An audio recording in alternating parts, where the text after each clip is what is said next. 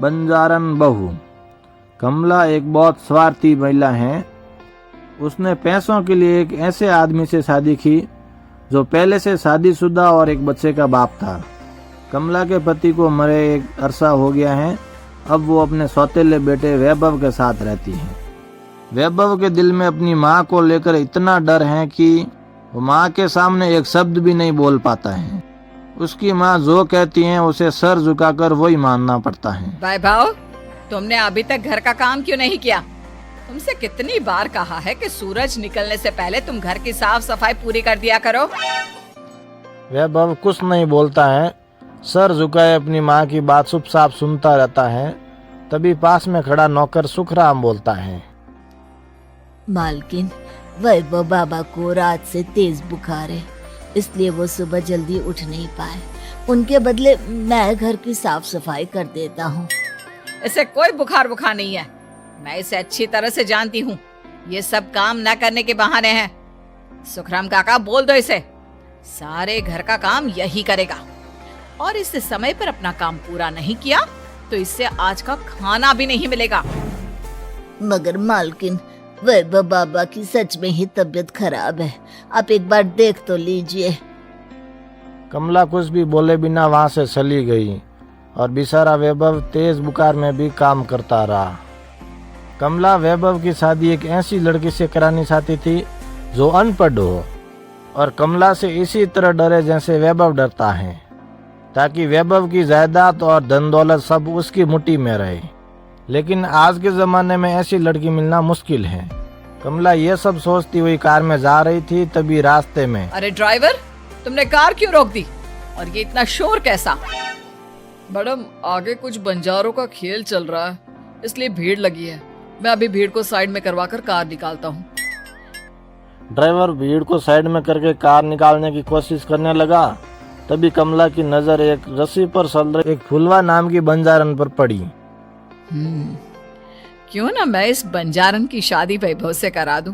ये तो अनपढ़ लग रही है, मेरे पैरों तले दबकर भी रहेगी।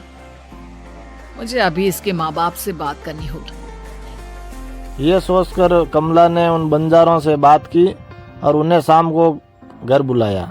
फुलवा के माता पिता उन्हें लेकर उनके घर आ गए। उन्होंने इतना आलीशान घर पहले कभी नहीं देखा था। अच्छा हुआ आप लोग आ गए।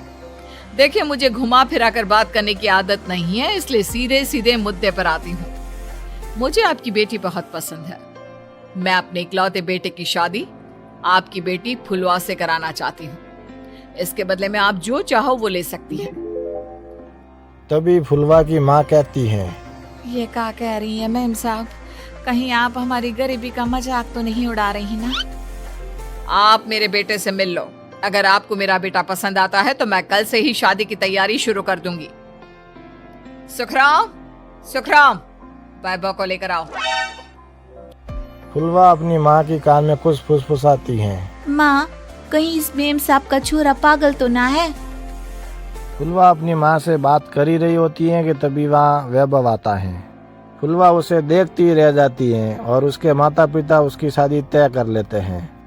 शादी वाले दिन फुलवा और वैभव की बेमेल शादी किसी को समझ में नहीं आती। फिर भी एक औरत कमला से पूछ ही लेती है, कमला जी, आपने अपने इकलौते बेटे की शादी देहाती गवार से क्यों करा दी? ये बंजारन आपके घर की बहू बनने लायक तो नहीं है। कम से कम अपने स्टेटस का ही ख्याल कर लिया होता। बहू तो अपने टक्कर की लाती, आपने तो बंजारन को ही बहू बना लिया। अब कमला को समझ नहीं आ रहा था कि इस बात का वो क्या जवाब दे। वो कुछ देर चुप रही और वो सोच समझकर कहती है, बहन जी, आपको तो पता है आजकल के बच्चे किसी की बात कहाँ सुनते हैं। मैं तो अपनी बहू एक पढ़ी लिखी और अपनी सोसाइटी की ही ढूंढ रही थी। लेकिन मेरे बेटे ने मेरे सामने इस बंजारन को लाकर खड़ा कर दिया। बोला कि मैं शादी करूंगा तो इसी से। अब भला मैं क्या करती, मुझे अपने बेटे के सामने झुकना ही पड़ा।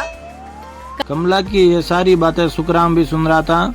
सुखराम ने जाकर वैभव को सब कुछ बता दिया। काका, मैं तो फुलवा को जानता भी नहीं, फिर माँ मेरे बारे में झूठ क्यों कह रही है? अरे बेटा, तुम कितने भोले हो, तुम्हें कुछ भी नहीं पता। तुम्हारे पिता अपनी सारी संपत्ति तुम्हारे नाम करके गए हैं। तुम्हारी माँ नहीं चाहती कि यह संपत्ति तुम्हें मिले, इसलिए उन्होंने तुम्हारी अनपढ़ लड़की से शादी करवाई ताकि तुम्हारी तरह वो भी अपने हक के लिए आवाज ना उठा सके। सुखराम काका, मैं क्या करूं, आप ही बताओ। माँ के सामने आते ही मेरे हाथ पैर कांपने लगते हैं। मैं माँ को कुछ भी नहीं कह पाता। वे दोनों बात कर ही रहे थे कि वहाँ कमला आ गई।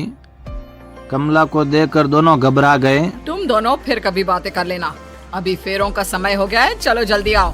इस तरह वैभव और फुलवा की शादी हो गई और अगले दिन कमला ने फुलवा को बुलाया और उसे नसीहत देने लगी। देख बंजारन, तुझे मैंने अपनी बहू बना तो लिया है, लेकिन तुझे इस घर में आँख कान मुंह बंद करके रहना होगा। घर का काम कर और अपने पति से मतलब रख, समझी? कमला का ऐसा रवैया फुलवा को बिल्कुल समझ नहीं आया। उसने वैभव से इस बारे में बात की।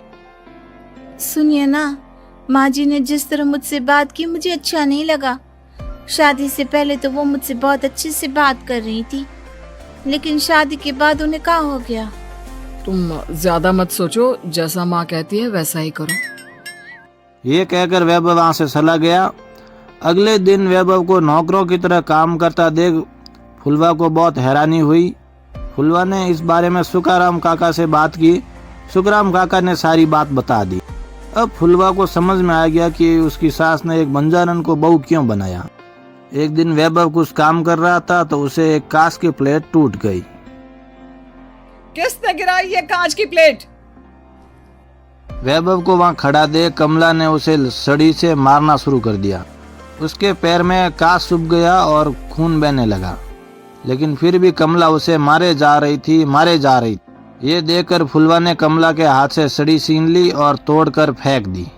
बंजारन, तेरी इतनी हिम्मत, तूने मेरे हाथ से छड़ी छीनी? कमला फुलवा को थप्पड़ मारने वाली थी कि वो उसका हाथ पकड़ लेती है। ओ सस माँ, मैंने मॉम की गुड़िया ना समझ लियो।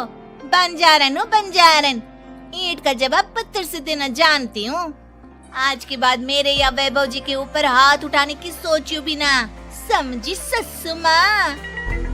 ये कहकर फुलवा वैभव को लेकर वहाँ से चली गई। उसने वैभव के पैर पर पट्टी बांधी और उसके आंसू पोंछे। वैभव ने पहली बार किसी के दिल में अपने लिए प्यार महसूस किया। अब फुलवा वैभव के हर काम में हाथ बढ़ाती, उसका बहुत ख्याल रखती। इस तरह दोनों बहुत नजदीक आ गए। वहीं दूसरी ओर कमला अपनी सारी जायदाद अपने नाम करने की साजिश करने लगी। और एक दिन, वैभव, जल्दी बाहर आओ।